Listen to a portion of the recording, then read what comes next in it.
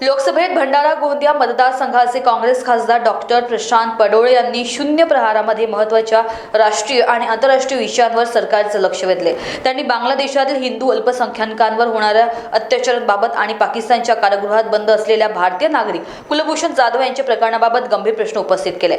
खासदार डॉक्टर प्रशांत पडोळे आपल्या भाषणात म्हणाले की 16 डिसेंबरचा दिवस 1971 मध्ये पाकिस्तानवर मिळवलेल्या विजयाची आणि बांगलादेशाच्या निर्मितीची आठवण करून देतो, परंतु दुर्दैवाने आज देशात हिंदू समाजावर सतत हल्ले होत आहेत। मंदिरांवर तोडफोड, मूर्ती जाळणे आणि धार्मिक स्वातंत्र्याचे उल्लंघन होत आहे।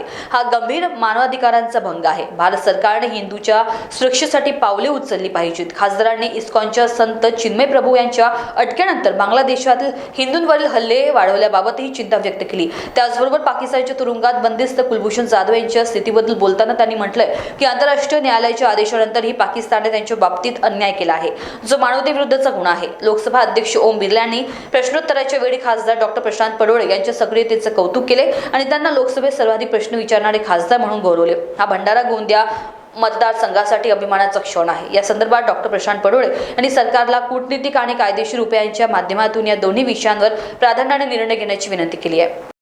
मानवी सेवनकर्ता कृष्ण बावनकुळे, भंडारा, महाराष्ट्र।